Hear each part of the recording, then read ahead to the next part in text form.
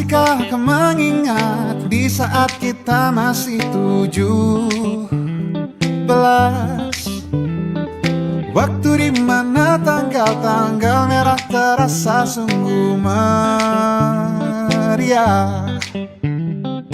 Masihkah kau ingat cobaan terberat kita matematika? Masihkah kau ingat lagu di radio yang merdu mengudara? Kita masih sebebas itu, rasa takut yang tak pernah mengganggu batas naluri bahaya. Dulu tingginya lebih logika.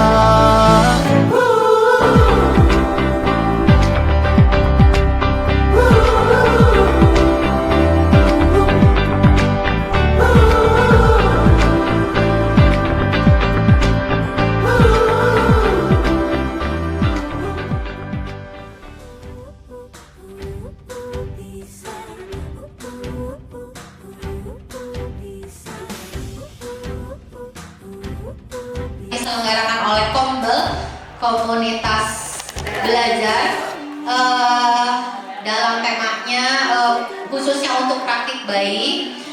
Tema yang diambil berbagi praktik baik, internalisasi budaya positif di kelas, diseminasi pemahaman dan pengalaman penerapan budaya positif yang nanti akan dipaparkan oleh Ibu Desi Aryati Rahayu. Sebelum kita mulai, hari ini kita akan dibuka oleh Bapak Kepala SMA Negeri 10 Bandung, oleh Bapak Takdir Pancaroba. Kepada Bapak dipersilakan. Dan terima kasih Bu Indira. Barusan nampaknya kegiatan kita ya, Bu Indira khususnya sangat padat ya. Tadi sudah ada dari pendampingan ya, istilahnya itu apa? Pengajar praktik ya, Ibu Desi ya, kebetulan Ibu Desi namanya sama. Luar biasa, saya juga sempat mengikuti baik yang waktu Ibu Desi juga sama Ibu Nila. Mudah-mudahan Bapak Ibu guru yang masuk guru penggerak dan sudah menjadi guru penggerak, mudah-mudahan menjadi agen-agen perubahan di sekolah ini. Ke depan siapa lagi kalau bukan kita untuk memajukan sekolah ini. Dan juga kepada P3K yang baru datang, tadi sudah ngobrol Pak panjang lebar di ruangan. Ya, selamat datang, selamat bergabung, dan kebetulan ada juga yang sudah jadi guru penggerak. Jadi kita tambah aset, mudah-mudahan diundang Bapak Ibu lah ke depan sekolah ini akan lebih maju. Bapak-Ibu sekalian, saya senang sekali di saat semuanya sibuk, apalagi panitia PPDB luar biasa. Saya bangga justru memberdayakan kawan-kawan yang ada di komunitas sekolah ini untuk saling melengkapi, saling mengembangkan, sehingga sebenarnya potensi yang bisa dikembangkan oleh kita, khususnya masalah budaya positif yang harus dikembangkan di kelas, harus tetap menggali potensi-potensi yang memungkinkan untuk selalu dikembangkan. Saya support dari berbagai aspek, silakan, dan saya nyatakan kegiatan ini mudah-mudahan kegiatan ini akan menambah wawasan bagi kita semua guru tentang budaya positif yang harus dikembangkan dari kelas ya, karena memang kita bagaimanapun pemberdayaan kebiasaan yang baik itu dimulai dari kelas, sehingga hasilnya anak kita akan lebih baik. Untuk itu, diseminasi pemahaman dan pengalaman penerapan budaya positif saya menyatakan dibuka dengan membacakan basmalah. Bismillahirrahmanirrahim.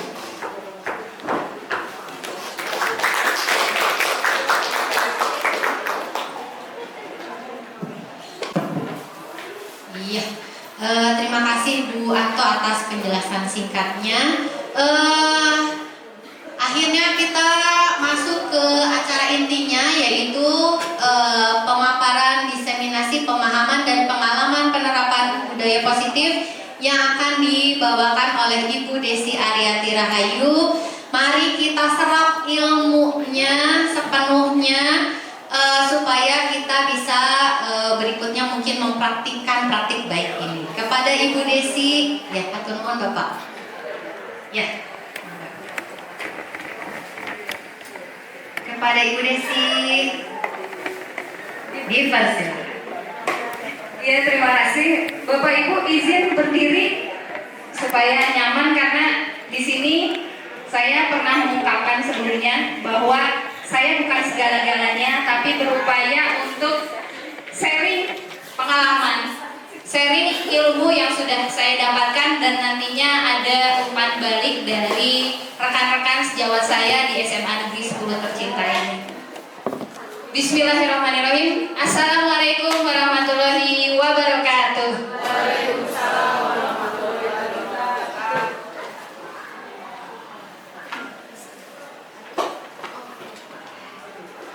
Baik Bapak Ibu, dalam kelelahan.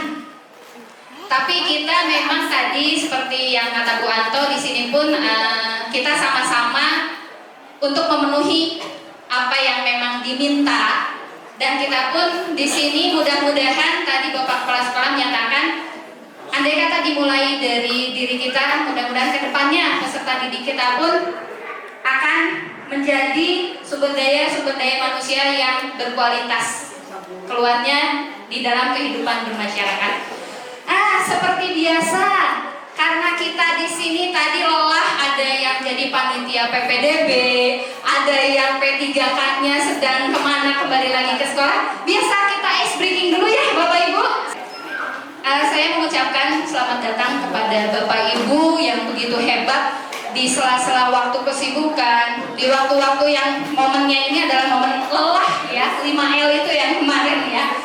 Tapi alhamdulillah di sini saya selalu memotivasi, marilah kita belajar bersama, berkolaborasi, saling mendukung demi mewujudkan budaya positif di sekolah yang kita cintai dan kita banggakan ini ya Bapak Ibu. Setuju ya? Setuju insya Allah. Kusiti punten ya. Nah, nanti ilmu yang ingin saya bagikan ini adalah mengenai budaya positif terbagi dari apa sih perubahan paradigma belajar ini, kemudian disiplin positifnya itu sendiri apa, kemudian motivasi diri manusia, kemudian kebutuhan manusianya, posisi kontrol restitusi. Ini memang sering mendengar, tapi kita apa sih kontrol gitu ya, tapi kontrol, ingat ya Bapak Ibu, kontrol ya. Kemudian keyakinan kelas ya, dan yang terakhir adalah segitiga restitusi. Bu Elis sudah senyum aja, kontrol ya. Ya lanjut Bu Siti.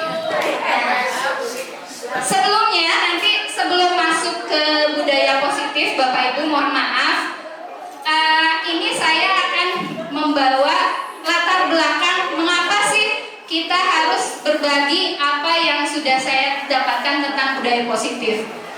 Ini adalah dasar-dasar pendidikan yang menuntut menurut Ki Hajar Dewantara. Ini yang melatar belakangi kenapa budaya positif ini perlu kita terapkan. Menurut Ki Hajar Dewantara, beliau ini menjelaskan bahwa tujuan pendidikan itu menuntut segala kodrat yang ada pada anak agar mereka ini dapat mencapai keselamatan dan kebahagiaan yang setinggi-tingginya baik sebagai manusia maupun sebagai anggota masyarakat. Nah, oleh sebab itu pendidik di sini hanya dapat menuntun tumbuh atau hidupnya kekuatan kodrat yang ada pada anak-anak agar dapat memperbaiki lakunya, bukan dasarnya ya Bapak Ibu, hidup dan tumbuhnya kekuatan kodrat anak. Ini yang melatar belakangi kita harus ingat sebagai pendidik bukan lagi guru digugu dan ditiru, bukan Bapak Ibu, tapi diharapkan kita mulai bergeser menjadi pendidik yang menuntun, karena anak-anak kita terlahir sudah membawa kodrat sejak lahirnya. Karakter yang dibawa itu adalah dari lingkungan mereka terkecil, lingkungan keluarga. Sehingga apapun latar belakang dari anak-anak atau murid kita atau peserta didik kita, kita sebagai guru bukan digugu ditiru, tapi menjadi pendidik yang menuntun.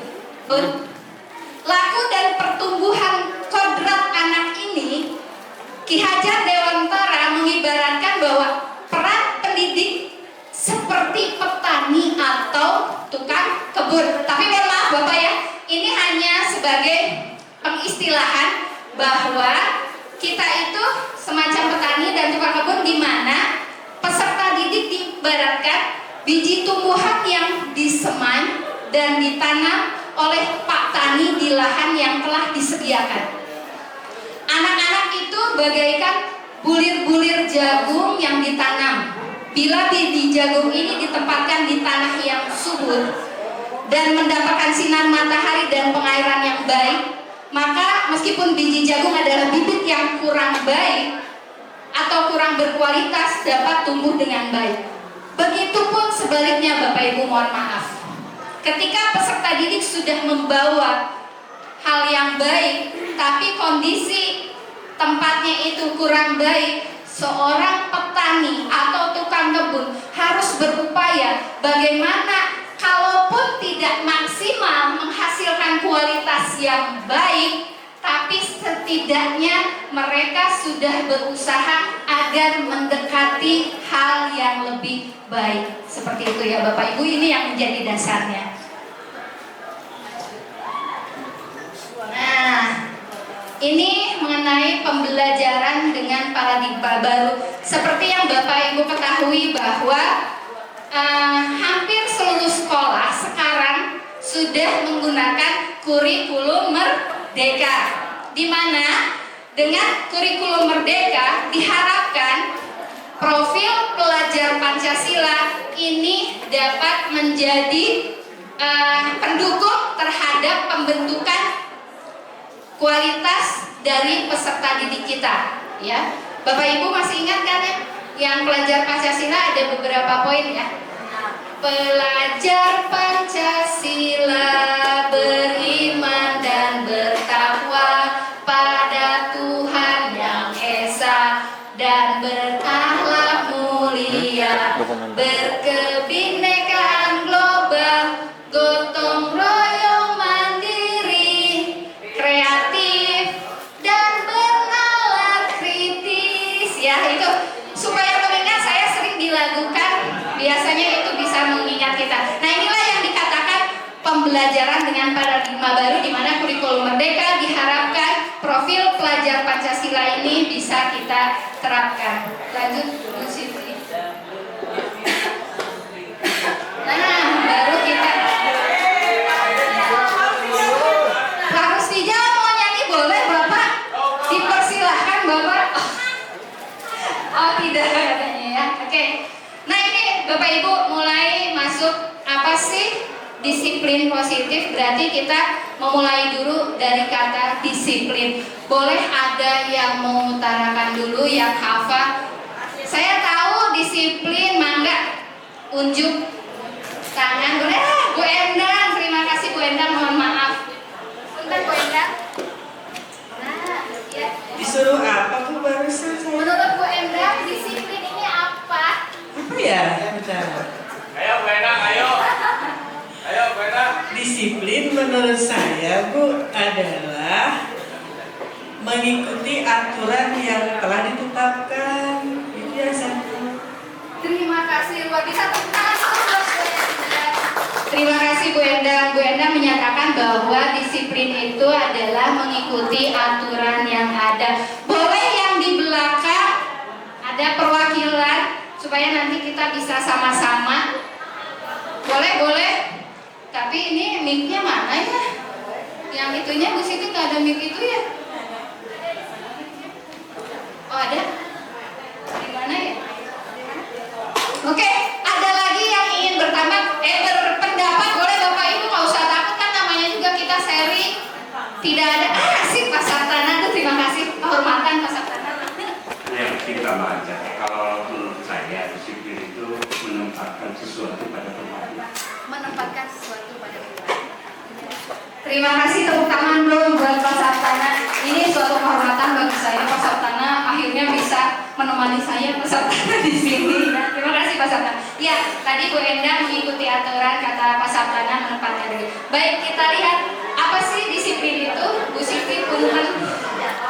Ya. Nah, ada yang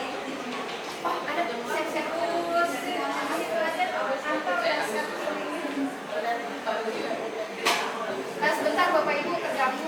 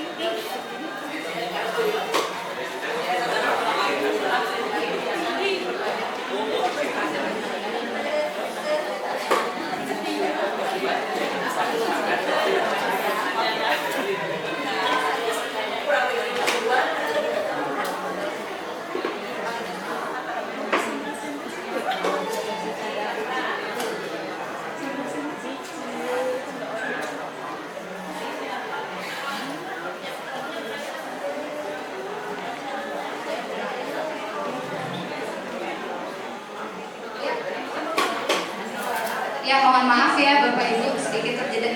Ya, mangga. Ya. Terima kasih Bu Anto. Ya, kita lanjutkan lagi ya. Tadi sebetulnya apa sih disiplin? Nah, menurut Bapak Pendidikan kita Ki Hajar Dewantara menyatakan disiplin itu adalah di mana ada kemerdekaan, disitulah harus ada disiplin yang kuat. Sehingga disiplin ini adalah bersifat self-disiplin, yaitu kita sendiri yang mewajibkan kita dengan sekeras-kerasnya, tetapi itu tidak sama saja. Sebab jika kita tidak cakap melakukan self-disiplin, wajiblah penguasaan lain mendisiplinkan kita. Itu menurut Ki Hajar Dewantara. Nah, ini yang kita dapat simpulkan. Kalau dalam budaya kita, tadi yang kata Bu Endang, kata Pak Sartana, ini bisa kita lihat bahwa makna kata disiplin ini sebetulnya sesuatu yang dilakukan seseorang pada orang lain untuk mendapatkan kepatuhan.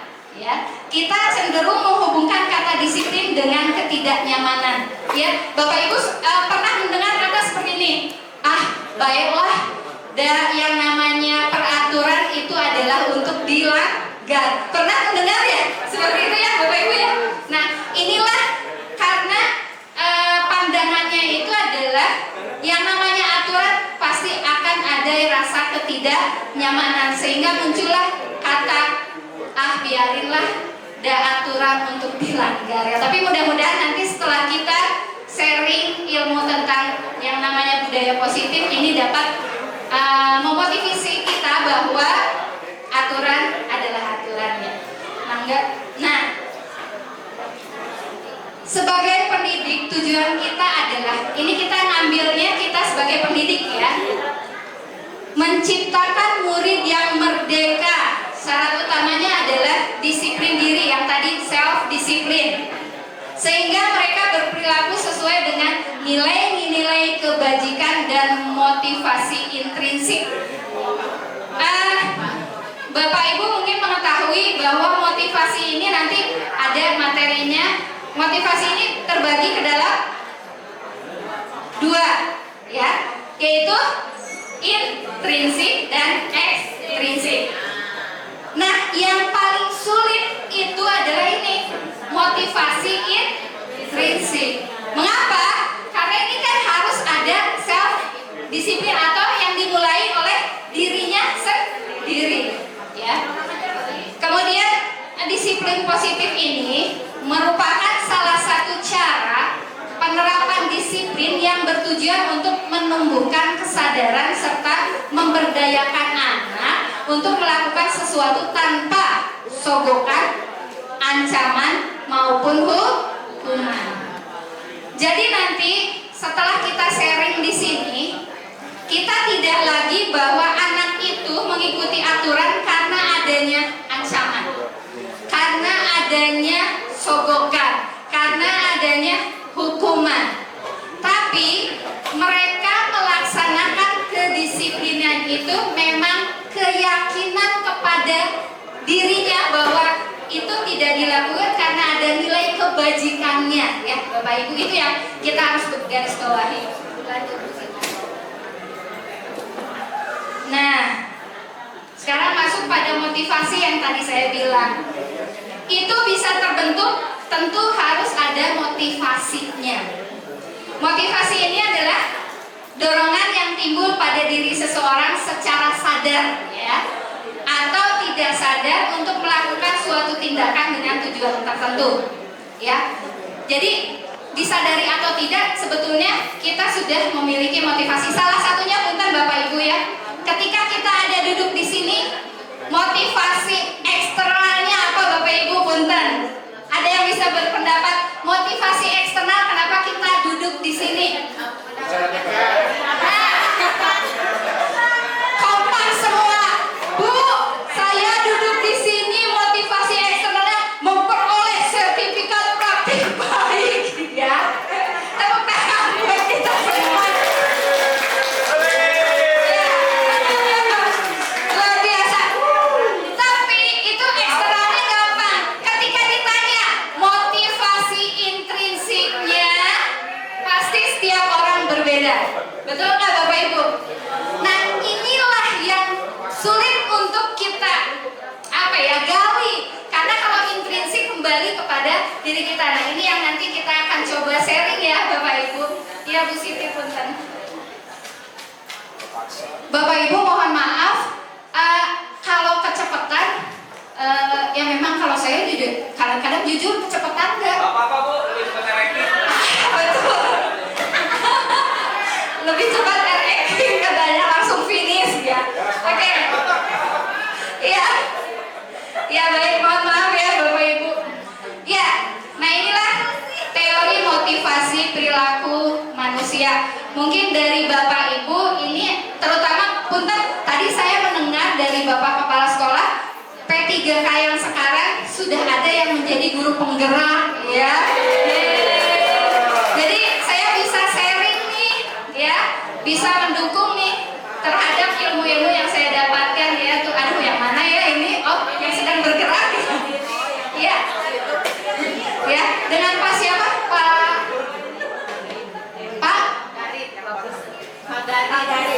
Pak Garin, ya Pak Garin. Nanti boleh kita sharing, ya, Bapak kan juga bisa ini. Ya. Oke Bapak Ibu, kembali lagi, ya. Teori motivasi perilaku manusia ini ada 3, ya. Yang pertama ini yang tadi eksternal, ini untuk menghindari ketidaknyamanan, hukuman, apa yang akan terjadi apabila saya tidak melakukannya. Ini yang tadi dibilang. Kalau saya nggak ikutan nih di ruangan ini, ketidaknyamanannya apa? Nggak dapat sertifikat Bu Desi, ya. Nah, tidak terpenuhi RHK-nya Bu Desi, ya. Makanya tadi alhamdulillah terima kasih ada motivasi terhadap saya eksternalnya. Bu Desi, lakukan yang terbaik sambil menyelam minum air. Bu Desi berbagi, kami bahagia, katanya, ya. Terima kasih. Asal Bapak Menteri bahagia. Iya Pak Edi, gimana asal? Bapak Menteri bahagia. Oh, Bapak Menteri bahagia, betul. Tepuk tangan Pak Henry, ya. Oke, menyala bangku.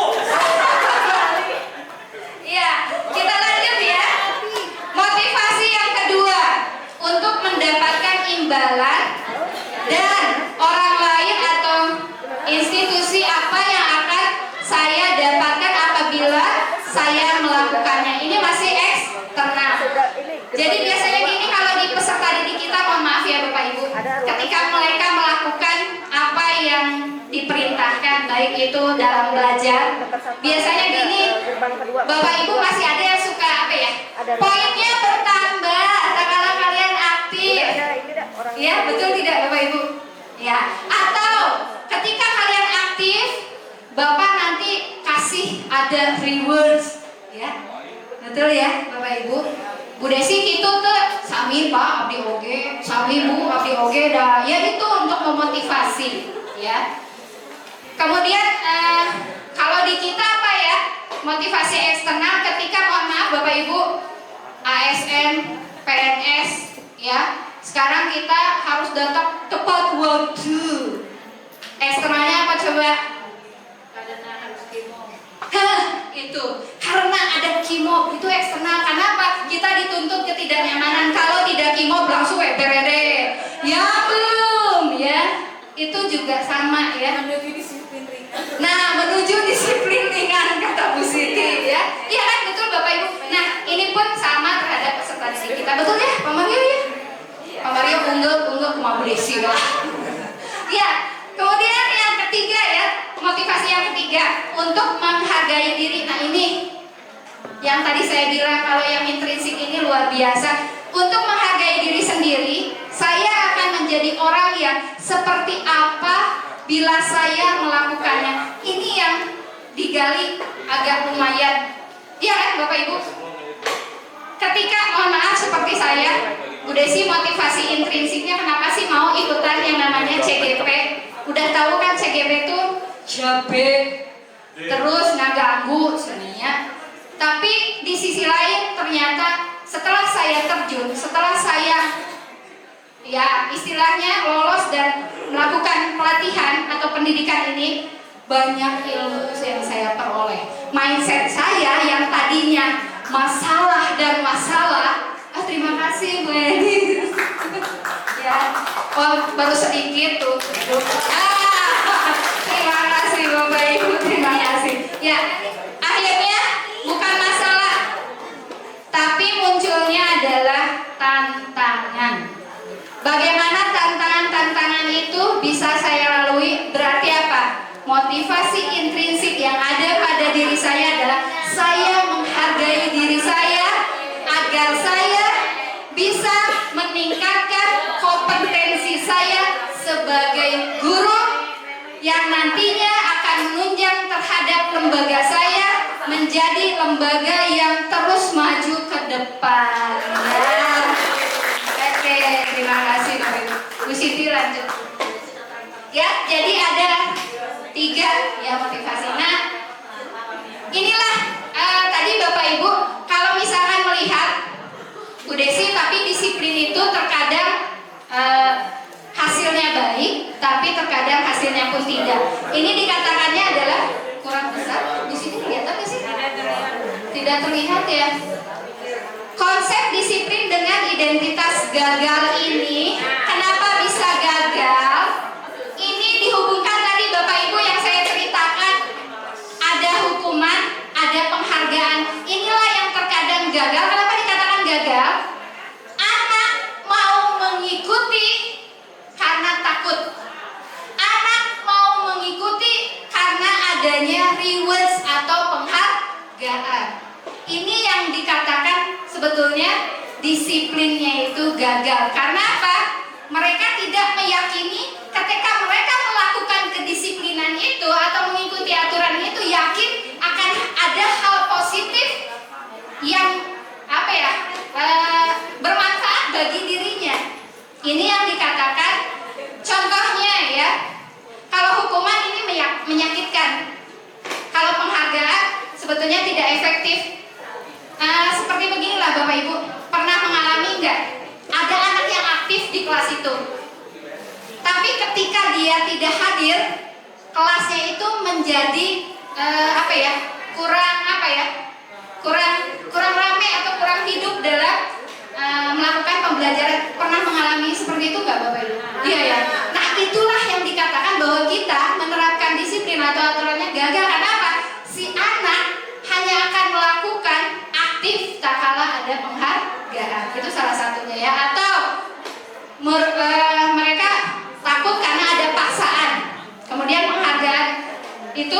cukup dengan sistem ranking katanya, makanya sekarang di kurikulum Merdeka alhamdulillah ya, bukan lagi ada istilah asesmennya itu ranking, tidak, tapi SB, kemudian sangat berkembang, sedang berkembang sesuai harapan, dan mulai berkembang. Inilah makanya alhamdulillah terus kurikulum berubah, mudah-mudahan akan membawa hal yang positif juga. Lanjut Bu Siti.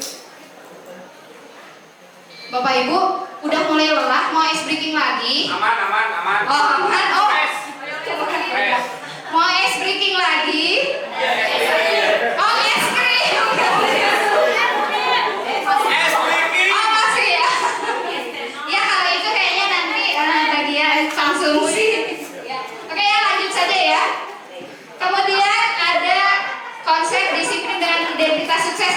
Nah inilah, mudah-mudahan nanti kita setelah sharing ilmu ini, kita akhirnya nanti mendapatkan konsep disiplin dengan identitas yang sukses, ya Bapak Ibu. Di sini ada konsekuensi dan ada restitusi. Bu Desi tahu sih restitusi nanti, ya nanti ada penjelasannya. Nah kalau konsekuensi Bapak Ibu pasti sudah bisa memahami ya. Tak kala kita seperti ini, konsekuensinya adalah seperti ini, ya kan? Misal apa ya? Di sini penguatan jangka pendek. Apa ya yang ada yang bisa mencontohkan yang namanya konsekuensi? Ayo. Kalau tidak makan nanti sakit. Nah, Pak Rustidia, terima kasih Pak Rustidia. Salah satunya dari gitu. Kalau tidak makan, konsekuensinya sakit, gitu ya. Kalau yang badannya lagi tidak baik-baik saja, ada yang lain. Boleh Bapak Ibu berpendapat yang namanya konsekuensi. Aduh, diam semuanya. Pak Bupati bilang kalau tidak mengisi TRK dipotong gaji gitu Bapak Ibu. Jangan tuh ya. Oke, itu ya. Kemudian kalau restitusi seperti ini sebetulnya Bapak Ibu diharapkan nanti kita sebagai pendidik yang tadi dasarnya adalah menuntut, bukan lagi menjadi penghukum, ya. Diharapkan kita itu ketika anak bermasalah, kita tidak langsung menjudge, dasar kamu teh bandel, dasar kamu teh males, dasar kamu teh anaknya. Nah, tidak lagi seperti itu, tapi nanti kita berusaha untuk melakukan restitusi yang diharapkan murid tidak lagi yang namanya takut akan hukuman, tapi mereka menjadi murid yang bertanggung jawab untuk perilakunya. Kemudian diharapkan nanti mereka itu fokus pada pemecahan masalah jangka panjangnya. Kemudian murid ini nanti dapat menghormati dirinya dan orang lain. Nanti kita juga belajar teori kontrol yang tadi saya bilang. Kenapa di sini saya sangat bahagia mendapatkan ilmu ini, karena setelah kita terapkan luar biasa banyak hal dan manfaatnya bagi kita. Bukan lagi menjadi guru stres Bapak Ibu, tapi kita bisa lebih memaknai, oh ternyata setelah kita tahu ilmunya mah gini kan, alhamdulillah bukan jadi beban tapi menjadi teman gitu ya. Lanjut. Nah, ketika kita menghadapi situasi masalah, sebetulnya kita juga diberikan pembelajaran bahwa manusia ini memiliki 5 kebutuhan dasar Bapak Ibu, sehingga nanti kita bisa menjadi pemecah masalah, menjadi solusi tak kala kita mengetahui 5 kebutuhan dasar manusia. Yang pertama ini adalah bertahan hidup. Yang kedua, kasih, sayang, dan rasa diterima. Yang ketiga, penguasa. Yang keempat itu adalah kebebasan. Yang kelima itu adalah kesenangan. Ini ya sebetulnya 5 kebutuhan dasar manusia ini yang kadang menjadi latar belakang kenapa anak bermasalah. Bisa dicontohkan seperti ini punten Bapak Ibu. Ketika kita mengajar, yang lain dalam kondisi baik-baik saja. Ternyata ada 3 orang peserta didik, yang satu ngelinting-ngelinting kertas, alungkeun peletuk.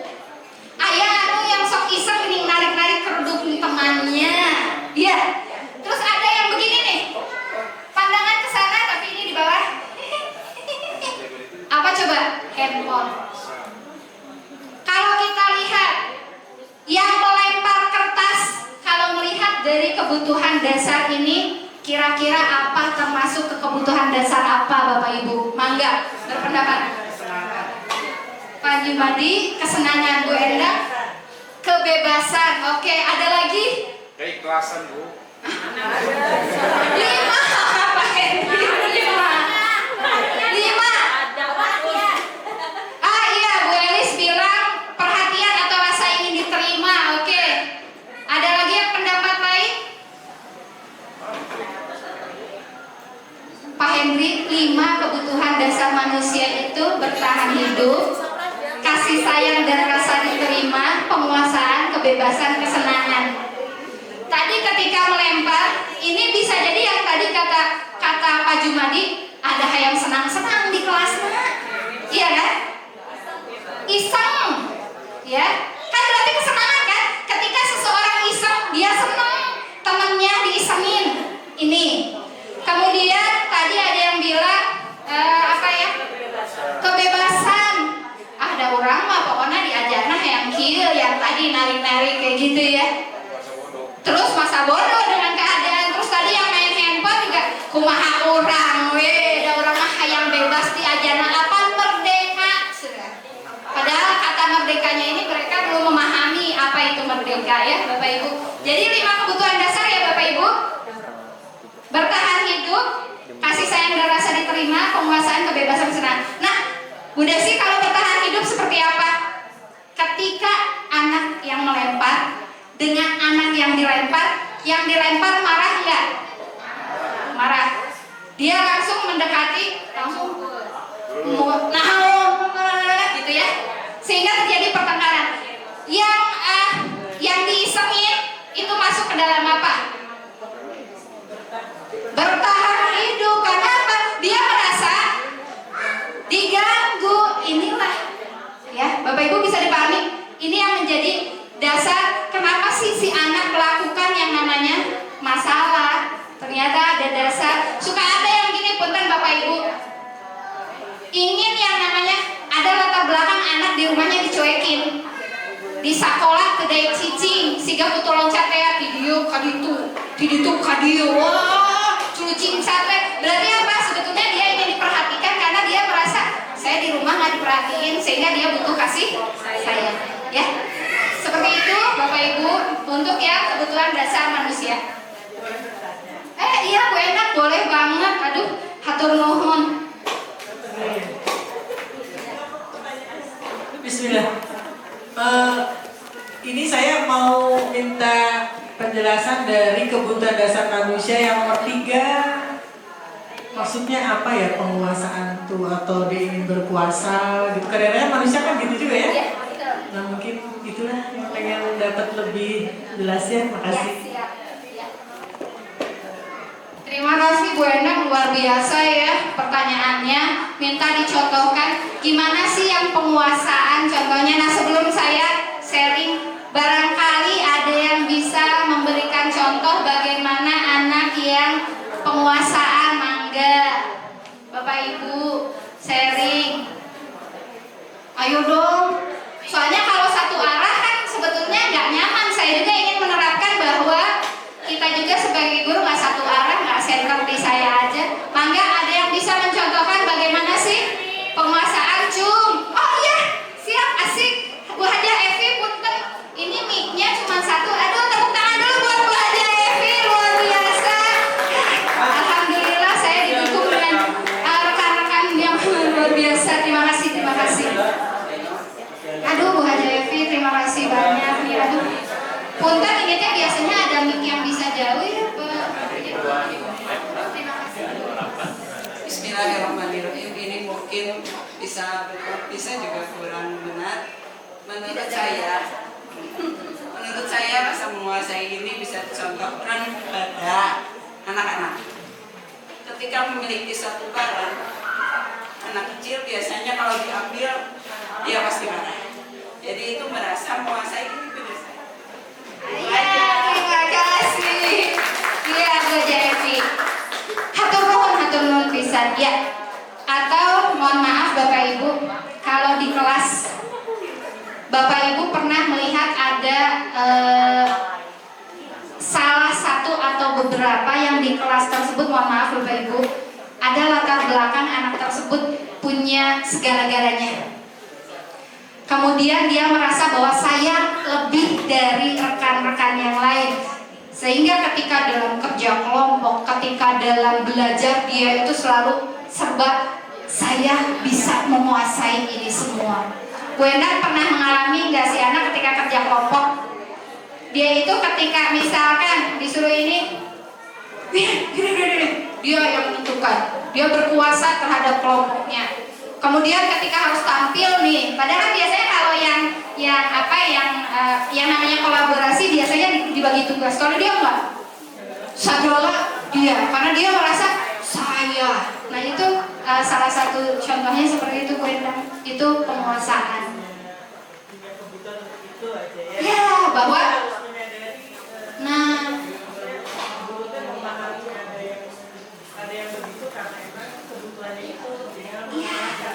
Betul, menuntun Bu Endang. Ya, jadi sebetulnya ketika kita mengetahui bahwa manusia memiliki 5 kebutuhan dasar ini yang bisa membantu kita menemukan solusi bagaimana anak itu dituntun untuk bisa lebih baik ya Bapak Ibu. Ya, Pak Rustija, mangga. Aduh, alhamdulillah. Wah, aktif sekali ya, tepuk tangan buat Pak Rustija. Luar biasa ya Bu Anto, alhamdulillah nih hari ini aktif semua Bu Anto, mohon. SK-nya diperpanjang mengajar. SK-nya diperpanjang Pak Rustija buat mengajar. Assalamualaikum warahmatullahi wabarakatuh. Perkenalkan, saya sebentar lagi mau pensiun. Jadi barangkali tunjuk gigi barangkali karena mau pensiun. Kalau dilihat dari segi nilai kebenaran, kebutuhan dasar manusia itu artinya nilai-nilai universal. Tadi kalau dicontohkan bahwa seseorang memperlihatkan bahwa ingin menguasai di kelas, bahwa saya paling hebat, itu bukan nilai universal, itu nilai-nilai keegoisan. Jadi saya tidak setuju dengan itu.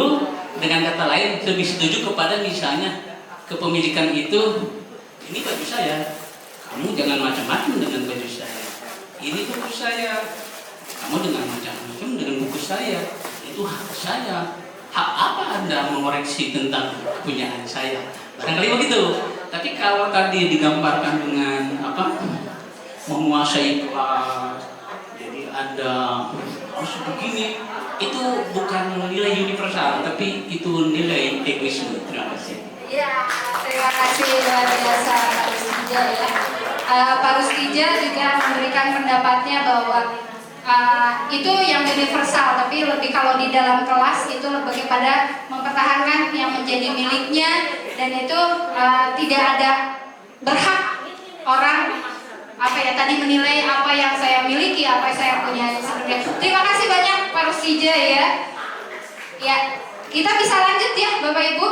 Terima kasih sekali lagi Pak Rustija ya.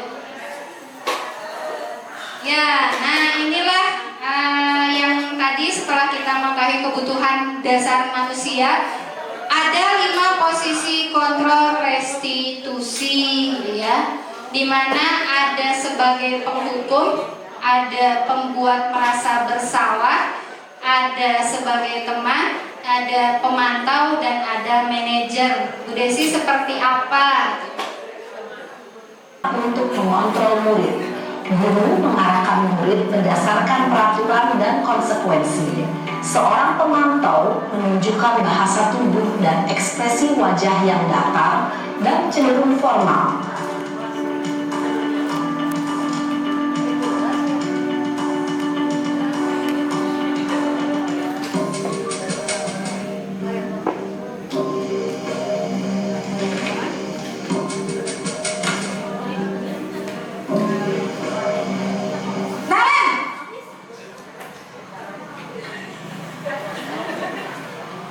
Selamat pagi Bu. Selamat pagi Naren. Maaf Bu, saya terlambat. Iya, sekolah masuknya jam 7, sekarang sudah jam 7.20. Jadi sekarang bagaimana ini Naren? Maaf Bu, saya lupa setel alarm saya semalam. Baiklah, menurut kamu, keyakinan sekolah yang mana yang perlu kamu tingkatkan? Menghargai diri sendiri dan orang lain mungkin ya Bu. Setuju. Jadi, apakah Naren meyakini prinsip saling menghormati tersebut? Iya Bu, saya meyakininya. Apakah Naren bersedia memperbaiki masalah keterlambatan ini? Bersedia Bu. Bagaimana kamu akan perbaiki masalah keterlambatan ini? Saya akan coba untuk tidak lupa menyetel alarm saya Bu. Baik, kalau Naren lupa menyetel alarm di rumah, ada orang yang kira-kira bisa bantu mengingatkan tidak? Ada Bu, kakak saya, Kak Emma. Ada lagi selain Kak Emma? Selain Kak Emma, ada ibu saya. Baik, jadi yang mengingatkan Naren adalah Kak Emma dan ibu kamu ya? Kira-kira akan mulai setel alarm kapan nih Naren? Setelah pulang sekolah, akan segera saya lakukan. Baik, jadi Naren akan setel alarm untuk bangun besok pagi dan akan diingatkan oleh kakak dan ibunda Naren ya. Ada lagi yang mungkin perlu dilakukan Naren agar tidak terlambat bangun lagi? Tidak ada Bu. Baik Naren, terima kasih untuk kerjasama kamu. Sekarang kamu perlu kembali ke kelas untuk belajar. Baik Bu, terima kasih. Posisi manajer adalah posisi kontrol yang disarankan untuk membimbing murid memiliki sikap disiplin yang positif, yaitu murid yang mandiri, bertanggung jawab, dan dapat memecahkan masalah. Tujuan dari posisi ini adalah agar murid dapat berefleksi atas tindakannya. Guru akan dengan tulus memberikan pertanyaan-pertanyaan bermakna, sehingga membuat murid dapat belajar dari kesalahannya dan mencari sebuah solusi untuk menyelesaikannya. Ibu dan Bapak guru hebat, setelah mengamati adegan kelima posisi kontrol tadi, kira-kira posisi mana yang paling ideal? Posisi mana yang dapat menunjang motivasi intrinsik murid? Ya, tentu posisi manajer. Posisi ini memang posisi ideal yang ingin dituju setiap pendidik. Pada posisi inilah, guru dapat menerapkan disiplin positif yang berpihak pada murid, yang memerdekakan murid. Perjalanan seorang pendidik tentunya tidak mudah untuk sampai pada posisi seorang manajer. Namun, tujuan kita pasti, yaitu menciptakan murid-murid yang mandiri, merdeka, dan bertanggung jawab. Semoga penggambaran 5 posisi kontrol yang telah diperlihatkan ini dapat menjadi ajar refleksi bagi kita semua, agar dapat terus mengasah dan menerapkan disiplin positif yang memerdekakan murid. Mari terus berlatih dan bersemangat. Selamat menerapkannya. Salam dan bahagia, Ibu dan Bapak guru hebat.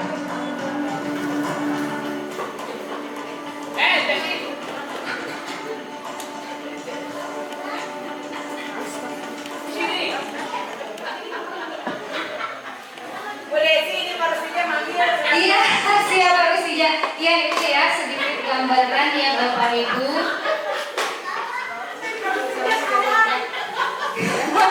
Iya Rusija mau berpendapat juga nih katanya dari 5 posisi kontrol tadi memang kita sudah mendengar yang idealnya itu yang mana? Yang idealnya yang mana? Yang manajer ya. Tapi ini kayaknya Pak Rusija mau unjuk gigi lagi katanya menjelaskan posisinya sebagai apa nih? Silakan duduk. Bagaimana kalau mau lihat? Iya, boleh. Sekali dengan ulang huruf tadi Pak, dia tidak bersedia meminjamkan buku catatannya. Padahal iya ya, boleh Pak Rusija, boleh berbagi di sini. Atau Bu Yuni, oh ya Pak Henry. Iya mangga Pak Henry, kita sharing di sini. Terima kasih sebelumnya. Pak Henry boleh ke depan deh, soalnya biar suaranya terdengar oleh kita semua nih. Mohon maaf karena mic-nya juga. Ya punten ya Pak Henry. Ini berbagi pengalaman, biasa saya pintu babi neraka Bu. Jadi tadi di sini ada katanya manajer. Saya perhatikan tadi itu adalah individu yang mungkin individu tidak masalah, tapi bagaimana menangani 50 orang terlambat.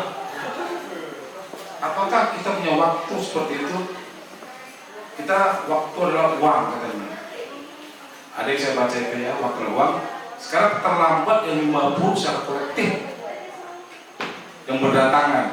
Terima kasih. Iya. Terima kasih luar biasa, tepuk tangan dulu buat Pak Henry ya.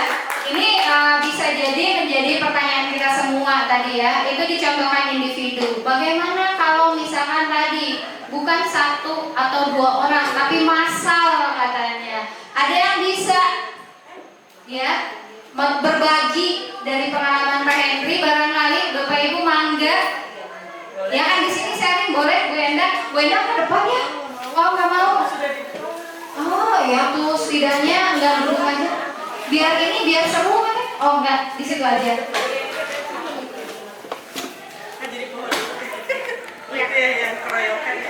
Ya yang apa istilahnya posisi kontrol kita memang sebagai manajer, tapi bagaimana kalau porsinya banyak? Oke, bismillahirrahmanirrahim. Berdasarkan pengalaman sedikit, ini barangkali bisa diterapkan di SMA Negeri 10 Bandung.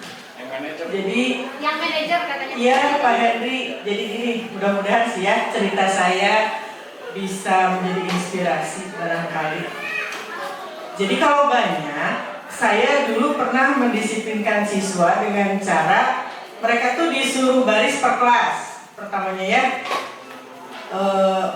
baris per kelas yang terlambat dibariskan. Nah, nanti dicatat oleh pencatatnya, ada kan ya.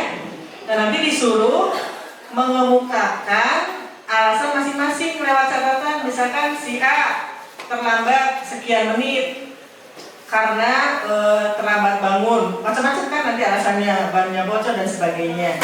Dan hari itu mah seperti itu dulu. Nah nanti ada panduan hukuman seperti tadi diceritakan ketika siswa terlambat di bawah 10 menit, di bawah 20 menit, di bawah 30 menit atau 30 menit lebih, itu berbeda-beda tingkat, anggaplah konsekuensinya, bukan hukumannya, bahasanya. Nah nanti mereka belajar sendiri, terus kita nanti rekap tuh. Si A misalkan karena keseringan terlambat gara-gara bangun tidur, berarti tindak lanjuti itu siswa yang berapa banyak terlambat bangun tidur, misalkan 10 orang. Dibimbinglah, bisa lewat wali kelasnya, bisa lewat BK, begitu. Bagaimana cara bangun tidur yang baik? Tidur yang baik dikasih pengarahan, kan beda-beda penyebabnya. Yang ban motornya bocor, yang macam-macam ya alasan itu nanti dikelompokkan begitu. Tidak selalu harus begitu mereka terlambat langsung dikasih konsekuensi, tidak begitu. Apalagi konsekuensi fisik itu menurut pengalaman saya tidak membuat mereka jerah. Apalagi mereka yang biasa lari 100 keliling disuruh cuma 10 keliling, dengan 10. Mungkin itu saja ya yang saya baru ingat sekarang. Terima kasih.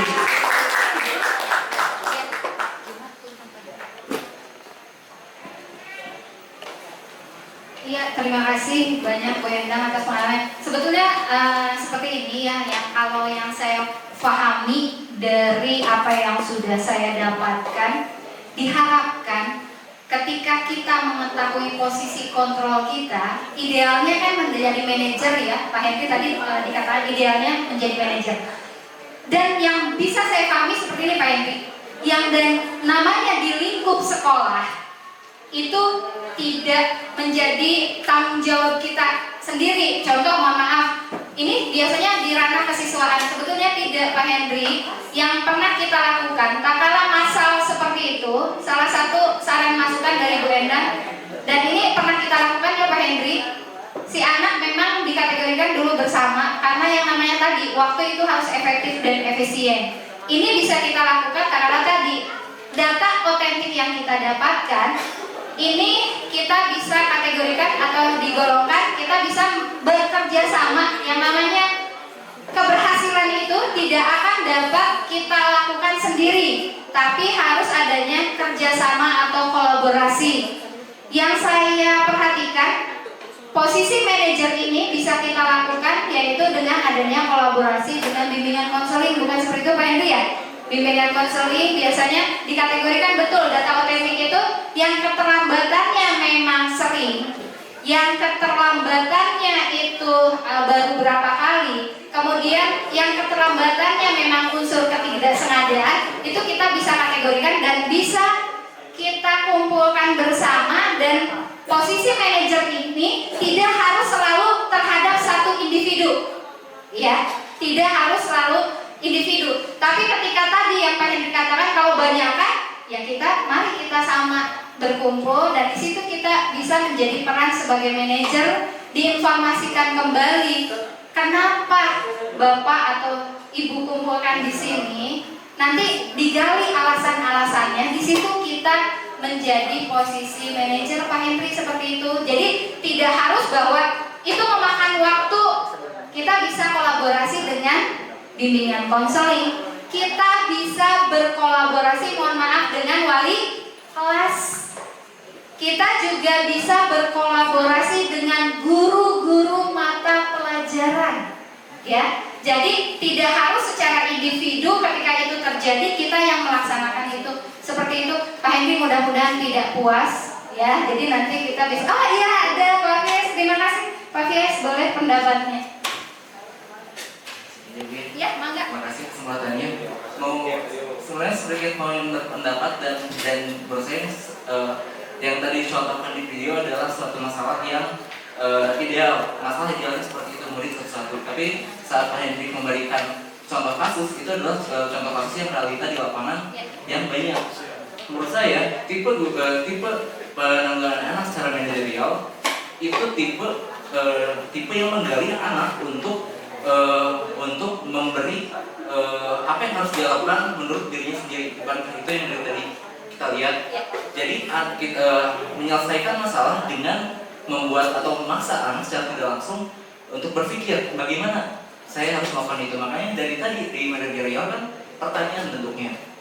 Tapi saat pertanyaan-pertanyaan itu kita lemparkan pada siswa satu-satu, bahkan saat kita kumpulkan guru-guru dan banyak dan muridnya banyak, tetap saja kita akan menanyakan satu persatu. Jadi yang ditanyakan sama Bang Hendrik itu, menurut saya adalah teknis.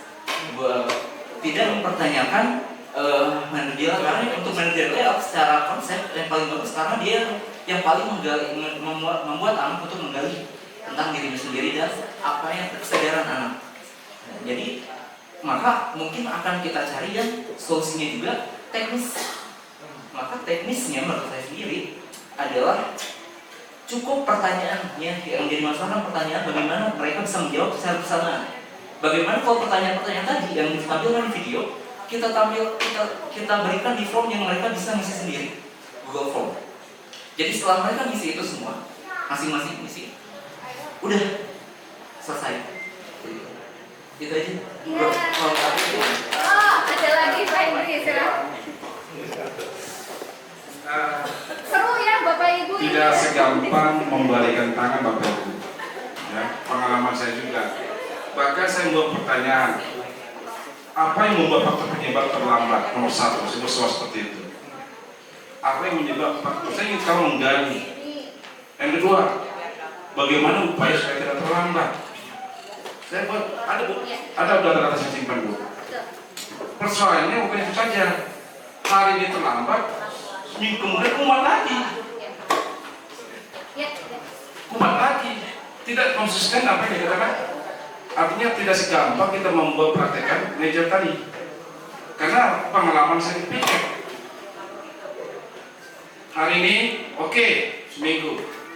Minggu berikutnya dan terlambat lagi, kumat lagi penyakit itu. Makanya apakah terus. Nah, makanya saya tadi tidak segampang membalikan tangan. Maka saya membutuh konteks tekstualnya bagaimana caranya supaya apa yang dikatakan tadi itu tercapai. Terima kasih. Iya, luar biasa. Oke, ya terima kasih Pak Henry ya. Ini memang kenyataan di lapangan. Tapi mohon maaf Pak Henry, di sini yang namanya disiplin itu adalah sebuah proses yang tidak bisa instan. Karena tadi mengapa saya sedikit membahas tadi keyakinan atau kesepakatan kelas. Dimulai dari terkecil dulu. Tak kala kesepakatan kelas itu dibentuk, mudah-mudahan ini menjadi pendukung bahwa anak itu bisa meyakini tak kala dia tidak bisa konsekuen terhadap apa yang dia yakini, itu bisa membentuk lebih besar lagi kepada kesepakatan sekolah kita yang memiliki sebuah aturan. Memang Pak Hendri dalam kenyataannya ini adalah PR untuk kita semua ya Bapak Ibu, betul ya? PR buat kita semua, karena apa?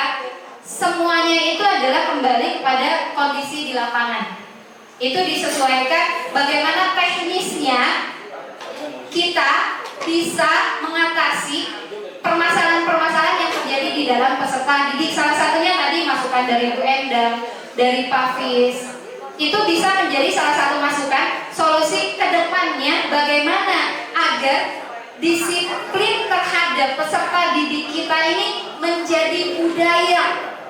Bukan lagi mereka itu hanya menakuti hukuman ya atau penghargaan, tapi mereka bagaimana bertanggung jawab yang tadi di depan ya Bapak Ibu, self disiplin, menumbuhkan yang namanya motivasi intrinsik ya. Jadi Pak Hendri, kesemuanya itu proses, dan PR kita yang menjadi tantangan kita sebagai Bapak Ibu guru adalah motivasi intrinsik, self disiplin, bagaimana menumbuhkan anak itu bertanggung jawab ya. Kalau teorinya tadi itu yang menunjang agar kita sebagai pendidik tidak lagi menjadi posisi kontrol penghukum ya, tidak menjadi posisi kontrol sebagai yang merasa bersalah sehingga anak tidak percaya diri, tapi yang agak lumayan katanya posisi sebagai teman, dan yang idealnya adalah sebagai posisi manajer. Seperti itu ya Pak Hendri. Mudah-mudahan ini menjadi evaluasi kita semua bagaimana agar menjadi budaya disiplin intrinsik ya, seperti itu. Bisa dilanjut ya Bapak Ibu karena waktunya ternyata sudah ini. Ya, sama-sama Pak Hendri. Nah ini semuanya itu nantinya bisa kita katakan dimulai dari kesepakatan atau keyakinan kelas. Mengapa sih harus keyakinan kelas? Mengapa tidak peraturan kelas saja? Ya. Ini mengapa kita tidak memiliki peraturan tentang tidak boleh merokok di lingkungan sekolah? Mengapa? Jadi sebetulnya yang tadi kita menumbuhkan itu bukan anak merasa takut, tapi mereka meyakini. Kalau Bapak Ibu melihat ketika dilarang merokok di lingkungan sekolah, nilai kebajikannya itu sebetulnya apa Bapak Ibu? Boleh berpendapat? Nilai kebajikannya ketika dilarang merokok di lingkungan sekolah, nilai kebajikannya apa Bapak Ibu? Ada yang bisa? Tidak polusi udara. Tidak polusi udara, berarti berhubungan dengan kesehatan, itu nilai kebajikannya ya. Jadi meyakini kenapa dilarang merokok, sebetulnya nilai kebajikannya adalah berhubungan dengan kesehatan. Ini yang patut kita terapkan sebetulnya, dan memang ini prosesnya nggak mudah membalikan telapak tangan yang tadi kata Pak Hendri. Kemudian, mengapa kita memiliki peraturan tentang penggunaan helm saat mengendarai kendaraan bermotor? Ini untuk apa coba nilai kebajikannya? Iya betul Pak Jumadi, keselamatan. Berarti diupayakan tadi Pak Hendri, PR kita. Kenapa anak sering terlambat? Nanti kita menjadi PR bersama meyakini nilai kebajikannya apa ketika anak. Kenapa sih terlambat terus? Nanti ada konsekuensinya seperti ini. Kita bisa mengambil kebajikannya apa? Ada yang bisa mencontohkan ketika anak terlambat? Sebetulnya kita meyakini dalam dunia kerja, ketika kita disiplin, itu pasti akan berpengaruh baik pada diri kita, betul Bapak Ibu ya? Nah ini kita bisa contohkan kepada peserta didik. Tak kala kalian keluar dari sekolah ini dan kalian bekerja, apakah ketika kalian terlambat, apakah tidak ada konsekuensinya? Ini kan bisa nilai kebajikan ya Bapak Ibu ya? Ya kan bisa ya? Itu mungkin yang menjadi nanti budaya. Jadi anak-anak diupayakan meyakini terhadap sesuatu, tidak lagi mereka takut ya. Punten Bu Siti. Nah ini bentuk keyakinan kelas, salah satunya saya contohkan seperti ini. Keyakinan kelas ini lebih bersifat abstrak daripada peraturan yang lebih rinci dan konkret ya. Kemudian keyakinan kelas ini hendaknya tidak terlalu banyak hingga mudah diingat dan dipahami oleh semua warga kelas. Kemudian semua warga kelas hendaknya berkontribusi dalam pembuatan keyakinan kelas lewat kegiatan curah pendapat. Kemudian keyakinan kelas senantiasa dibuat dalam bentuk positif ya. Jadi bukan gini, jangan lari-lari, tapi dibuat lebih positif. Nah, alangkah lebih baiknya di kelas itu kalian berjalan saja. Itu kan berarti positif ya. Jadi bukan kata jangan lari-lari, tidak lagi seperti itu ya. Kemudian bersedia meninjau kembali keyakinan kelas dari waktu ke waktu ya. Jadi keyakinan kelas itu tidak tok. Kan kalau peraturan biasanya tok seperti itu jadi peraturan. Tapi kalau keyakinan kelas ini bisa menyesuaikan dengan kondisi, tak kalah harus dievaluasi, diperbaiki, ini bisa dilakukan seperti itu ya Bapak Ibu. Oh iya Bu Endang lagi, wah keren luar biasa. Ada Bu Desi. Ya siap. Pengen dapat ilmu nih ya. Aduh ya, saya juga belajar Bu Endang insya Allah. Ini boleh nggak bentuk keyakinan kelas ini dibuat dalam bentuk tertulis ya? Seperti misalkan tadi apa contoh pertama saya bahwa ya dilarang merokok demi kesehatan. Kan kalau di awal-awal itu mah suka lupa tanya. Jadi di bibit saya mah dulu suka dituangkan dalam bentuk bikin tulisan misalkan di papan di mading lah ya, gitu mading atau di ya poster, dibuat poster di sudut kelas misalnya di belakang 2 atau 3 di depan. Jadi anak teh kuliringan melihat tulisan-tulisan itu. Jadi ketika mau melakukan hal yang buruk misalkan merokok di kelas misalkan sampai begitu kan udah lihat iya gitu. Ya, betul sekali. Boleh ya?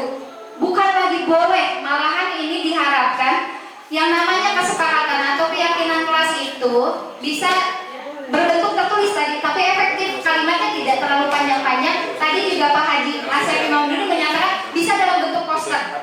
Pokoknya dibuat semenarik mungkin agar tadi peserta didik ketika melihat, oh iya, diingatkan kembali bahwa oh iya ya, ketika saya berbuat seperti ini sebetulnya nilai kebajikannya adalah untuk diri saya juga, untuk orang lain juga. Karena tadi dikatakan bahwa motivasi itu ya bisa bermanfaat bagi diri dan orang lain gitu ya. Oke, ya Bu Ena mungkin cukup ya. Lanjut ke Siti Punten. Bapak Ibu masih ada? Halo. Hai. Halo hai. Baik, luar biasa. Tepuk tangan dulu buat kita semua ya. Aduh mohon maaf. Nah inilah yang tentang peraturan dan keyakinan kelas ya. Kalau peraturan ini selalu dikembalikan buku ke tempatnya. Contoh keyakinan kelasnya itu seperti apa? Peraturannya misalkan dicontohkan seperti ini. Kembalikan buku ke tempatnya. Sebetulnya keyakinan kelasnya itu berarti lebih kepada apa? Tanggung jawab, nilai kebajikannya itu kan ya. Atau kalau kita apa sih yang kalau anak-anak spidol suka ditempatkan pada tempatnya, suka ada yang di mana sebetulnya kembalikan lagi spidol atau apa penghapus kepada tempatnya. Berarti sebetulnya itu keyakinan kelasnya adalah rasa tanggung jawab kepada peserta didik setelah menggunakan sesuatu. Kemudian dilarang mengganggu orang lain. Sebetulnya keyakinan kelasnya apa? Menghormati ya Bapak Ibu. Ini adalah sebagai contoh yang namanya peraturan itu kembalikan kita kepada keyakinan kelas sebagai nilai kebajikannya, sehingga nanti anaknya itu meyakini, bukan takut ya, sekali lagi ya Bapak Ibu, meyakini, bukan karena takut ya. Lanjut. Ya, ini kalau prosedurnya seperti ini sebetulnya langkah-langkahnya ya Bapak Ibu. Mempersilahkan warga sekolah atau murid untuk bercurah pendapat. Ini adalah, saya yakin Bapak Ibu sudah pernah mengetahui langkah yang namanya kesepakatan atau keyakinan. Ini dibentuk dari peserta didik dan dari warga sekolah, curah pendapat ya. Kemudian mencatat semua masukan-masukannya itu, kemudian nanti disusun keyakinan sesuai prosedur pembentukan keyakinannya, kemudian ganti kata-kata negatif menjadi kata-kata yang positif ya.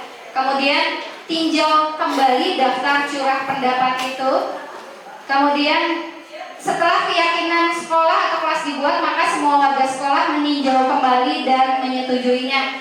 Jadi tidak boleh sebelah pihak ya, harus betul-betul kesepakatan atau kesetujuan dari warga sekolah, peserta didik dan pihak sekolah dan atau kita sebagai guru ya. Kemudian terakhir, keyakinan sekolah atau kelas bisa diletakkan di dinding kelas yang tadi Bu Endang ya bertanya, ini bisa di mading, bisa di dinding kelas, bisa di tempat-tempat yang memang peserta didik itu kalau melihat diingatkan ya, seperti itu. Lanjut Bu Siti. Nah, inilah yang tentang apa sih restitusi ya Bapak Ibu yang tadi, apa sih restitusi, ini ilmunya.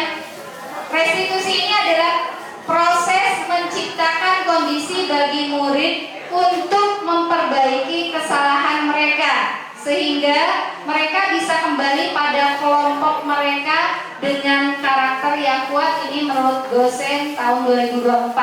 Ciri-cirinya itu apa saja sih? 1. Ciri restitusi itu bukan menebus kesalahan. Kemudian 2, memperbaiki hubungan. Yang 3, tawaran bukan paksaan. Ya tadi ya yang seperti kita lihat. Kemudian menuntut untuk melihat ke dalam diri. Jadi tidak menjudge tapi kita menuntut. Kemudian mencari kebutuhan dasar yang mendasari tindakan, yang tadi 5 dasar kebutuhan manusia. Kemudian fokus pada karakter bukan kepada tindakannya. Kemudian yang terakhir, menguatkan dan fokus pada solusi. Ini ciri-ciri restitusi ya Bapak Ibu. Ini perbedaan atau contoh kasus ya. Ketika siswa tidak mengerjakan PR, kalau hukuman bentuknya seperti ini. Ya, guru menghukum berdiri di depan kelas. Ya, biasanya ini zaman dulu kita ya, ketika tidak mengerjakan kelas, kalau enggak pegang kuping ada di depan, suruh lari bawa kursi. Guru marah dan murid menjadi takut. Ketika konsekuensi, guru ini memberikan konsekuensi untuk mengerjakan PR pada jam istirahat. Ini konsekuensi ya. Guru juga tegas dan siswa menghormati itu. Ini kalau konsekuensi. Nah, sedangkan kalau restitusi, ini jadi guru menanyakan dulu, kenapa sih anak-anak tidak mengerjakan PR, ya. Kemudian guru terbuka dan siswa menghormati. Selain kenapa sih dia seperti itu, diharapkan bisa ini ya. Oke, ada informasi harus dipercepat ya. Nah, inilah 3 restitusi ya. Pertama itu menstabilkan identitas, kemudian kedua validasi tindakan, dan yang ketiga menanyakan keyakinan ya. Ini adalah segitiga restitusi Bapak Ibu. Ya. Nah, ini diakhiri dalam penerapan program disiplin positif. Ini juga menjawab pertanyaan Pak Henry. Hendaknya guru memiliki standar kepribadian profesional dan sosial yang baik, di mana guru mampu berefleksi pada posisi kontrolnya saat ini, bagaimana perjalanan dirinya sebagai among, ya, posisi manajer yang menentukan murid-murid menjadi insan dan mandiri, merdeka, bertanggung jawab. Ini menurut standar pendidikan nasional Bapak Ibu ya. Ya. Saya ucapkan terima kasih kepada Bapak Ibu yang sudah hadir. Salam sehat dan bahagia. Guru bergerak Indonesia maju ya. Saya akhiri. Wassalamualaikum warahmatullahi wabarakatuh.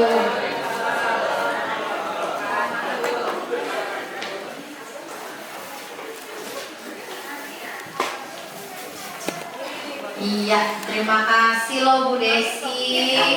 Aduh, gimana Bapak Ibu? Kita sudah dapat ilmu tentang disiplin positif. Ayo ditanya dulu sebelum pulang, posisi kontrol kita sebagai apa ya? Apakah sudah ada yang pernah menerapkan atau memposisikan dirinya menjadi manajer? Barangkali ada nggak Bapak Ibu? Ada pasti, saya yakin kita sudah pernah, hanya tidak tahu istilahnya apa. Pasti kita pernah menstabilkan identitas supaya anak-anaknya itu ketika punya masalah nyaman bercerita dengan kita, tidak merasa dihakimi gitu ya, belum apa-apa sudah kayaknya di judgment gitu ya. Jadi buat murid kita mungkin merasa nyaman dulu untuk bercerita ya, sehingga bisa mengungkapkan apa permasalahannya, kemudian nanti kedepannya solusinya seperti apa. Kemudian mungkin diawali harus dengan keyakinan kelas tadi ya Bu ya, supaya disepakati bersama hasil dari bersama keyakinannya, sehingga ketika dilanggar pun dia tidak merasa hakimi, tidak merasa dihukum, tidak merasa dihukum. Kemudian bagaimana Bapak Ibu mau menerapkan budaya positif tidak di sekolah kita? Iya, mari, karena harus semuanya bergerak, harus semuanya menerapkan, termasuk pada diri kita sendiri. Mari kita menjadi teladan bagi murid-murid kita, sehingga kalau ada keyakinan kelas yang terlanggar, barangkali siswa kita akan melihat kita akan bagaimana nih dilihat oleh murid, sudah disiplin atau belum gitu ya. Pasti murid juga akan melihat pada kita. Baik, begitu. Terima kasih Ibu Desi, terima kasih juga untuk Bapak Ibu yang sudah hadir ke sini, sudah mendapatkan ilmu ya dari sharingnya Ibu Desi tentang budaya positif. Semoga ilmunya bisa kita terapkan. Dan sekali lagi, kalau menurut saya tadi Pak Henry sedikit ya, kalau misalkan restitusi boleh kita terapkan, misalnya kalau tadi lisan bisa kita tulisan bersamaan, tapi pertanyaannya sama misalnya. Kenapa anak-anak terlambat, boleh dituliskan. Kemudian ya, dan kalau saya diseminasi dengan teman-teman yang sebelumnya, gimana kalau anaknya berulang kali gitu ya melakukan kesalahan yang sama terus. Ya, menurut saya ini adalah ilmu sosial gitu ya. Jadi apa yang kita hadapi di depan itu, teori yang mana yang akan kita gunakan gitu, tergantung situasi juga. Tapi kita kan belajar yang idealnya ya. Kita ingin mencapai yang ideal, tapi juga di lapangan harus diterapkan tidak yang kita lihat situasi kembali, kita maksimalkan yang kita bisa, dan intinya adalah berkolaborasi, semuanya harus menuju yang ke ideal itu. Intinya tidak membosankan, jangan bosan. Betul, jangan bosan untuk membentuk karakter. Begitu ya. Ya, terima kasih. Iya, sabar katanya ya. Baik, terima kasih sudah lewat waktunya, tapi Bapak Ibu masih kumpul di sini. Terima kasih atas kehadirannya. Kembali lagi nanti di acara berikutnya yang entah kapan. Oh, mungkin minggu depan, kata bisik-bisik katanya minggu depan atau di bulan masih di bulan Juni juga kita akan bertemu kembali dengan Kombel Semanten. Untuk informasi selanjutnya ya tunggu saja ya surprise. Baik, saya akhiri. Wassalamualaikum warahmatullahi wabarakatuh. Perkenalkan, saya Raditya dari kelas 11. Di sini saya melakukan kesalahan yang telah disepakati oleh kelas dan juga saya melakukan kesalahan berupa bermain game pada saat pembelajaran dimulai, dan saya menerima konsekuensinya berupa menjelaskan apa yang telah dijelaskan oleh apa yang telah disebutkan pada dan saya akan evaluasi diri saya dan akan mengingat kembali peraturan setelah ini agar tidak merupakan melanggar peraturan di dalam kelas yang sudah disepakati oleh teman-teman kelas dan juga guru. Di sini saya melakukan kesalahan yaitu dengan bermain game ketika memulai pembelajaran. Saya mendapatkan konsekuensi yaitu dengan menjelaskan kembali laporan yang telah dibuat oleh kelompok saya. Saya ingin mengevaluasi diri saya bahwa saya akan mengingat kembali peraturan yang telah dibuat oleh kelas dan juga guru. Terima kasih. Wassalamualaikum warahmatullahi wabarakatuh. Assalamualaikum warahmatullahi wabarakatuh. Nama saya Michelle Belami, kelas 11-12. Di sini saya barusan melakukan kesalahan dan telah melanggar kesepakatan kelas, yaitu dengan makanan minum tanpa seizin guru. Nah, untuk kedepannya saya akan melakukan evaluasi diri untuk mengingat kembali kesepakatan kelas yang telah disepakati selanjutnya. Oke, sekian, terima kasih. Dari bahasa Korea, di sini saya akan bahwa telah melakukan kesalahan melanggar kesepakatan kelas yang berupa makan di kelas saat guru sedang menjelaskan. Di sini saya akan memperbaiki diri, sikap maupun tata menghormati guru dan siswa-siswa yang lain. Wassalamualaikum warahmatullahi wabarakatuh.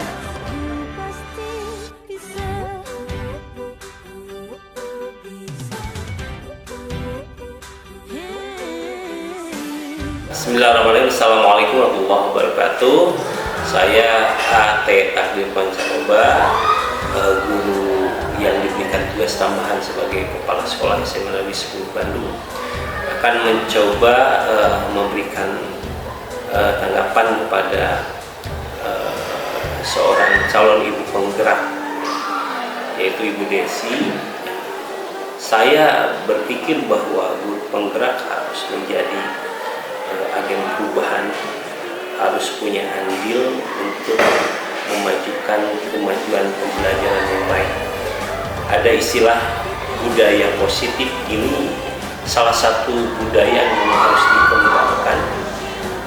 Dari budaya positif ini yang terangkum dalam 5S itu pada dasarnya esensinya adalah di dalamnya adalah semua siswa termasuk gurunya di situ harus ada budaya yang sangat positif untuk mendukung pembelajaran lebih baik. Di situ ada semacam keikhlasan, kebahagiaan, kemudian tanggung jawab, semua terangkum dari 5S tersebut. Budaya positif ini harus dikembangkan dalam kondisi supaya di kelas itu menyenangkan, sehingga segala sesuatu yang terjadi di kelas itu menjadi sebuah yang bermakna ketika pembelajaran itu sudah berlangsung. Kesimpulannya bahwa budaya positif menjadi salah satu penting. Budaya positif adalah salah satu yang sangat penting untuk dikembangkan supaya pembelajaran di kelas menyenangkan, bermakna, dan mendapatkan hasil yang lebih baik. Terima kasih. Assalamualaikum.